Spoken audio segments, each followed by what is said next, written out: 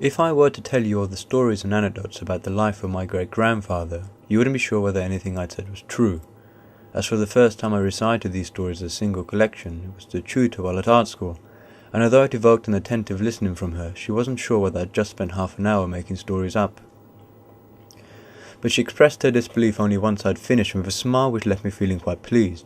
In my mind, only a story that bordered on myth and folk legend deemed a healthy response like doubt, and because of it I now introduce these stories with, if I were to tell you all the stories and anecdotes about the life of my great-grandfather, Kyriakos Stylianou, you'd not be sure whether anything you'd heard was true. The earliest accounts go back 5 generations and begin with the circumstance of his apprenticeship, where his mother, Eleni, as a young widow, fought and drew blood to ensure her son could be sent away to receive the training of a blacksmith. For many years I believe that Eleni stabbed a man just above his knee as he knelt for the 3rd time to propose to her. This I found to be a little extreme, but her husband had just died and this new man would eventually go on to steal her savings that she would have used to pay for the privilege of her son's education. It was only until my teens that my grandmother eventually revealed the true events regarding the knee-stabbing incident, which was that Eleni was actually the victim of an attempted rape. He then embarked on a life filled with unusual and somewhat poetic moments. His first wife, for example, was known for having hair so long that wherever she walked it would sway and sweep up dirt from behind her. I grew up listening to his stories from my grandmother, one bizarre account at a time and never all in one go.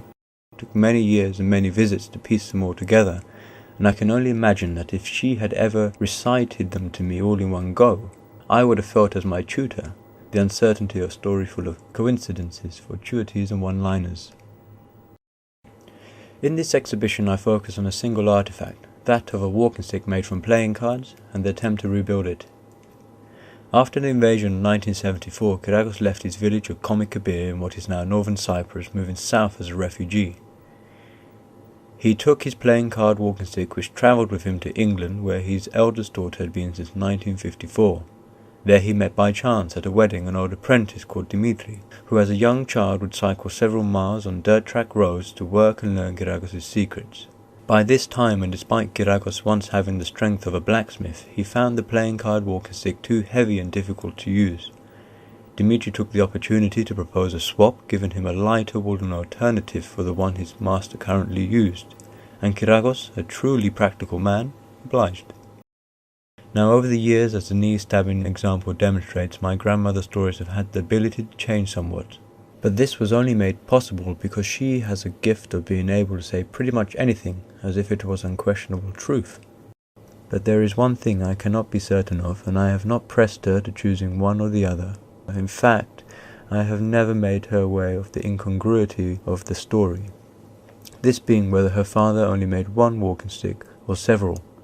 She has told me both that there is only one playing card walking stick, which he built himself from his own creative mind sometime in the 1940s, and that he would build these walking sticks intermittently over the years, giving them away as gifts. Either way, without an original or any pictures revealing its detail, and also because the family has lost contact with Dimitri, her descriptions are the best reference and only starting point to its rebuilding.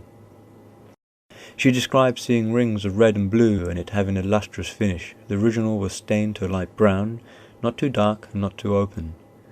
He also cut the soles of shoes into wedges and interspersed them along the curvature of the handle. But the quality of shoes nowadays, in my opinion, has deteriorated to a point where that aspect is not viable in this instance.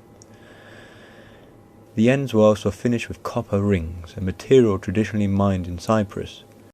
While Kyriakos would have used equipment normally found in his blacksmith workshop, I decided to adapt and build new tools, such as a card folding jig, a hole punching device, and a walking stick vise.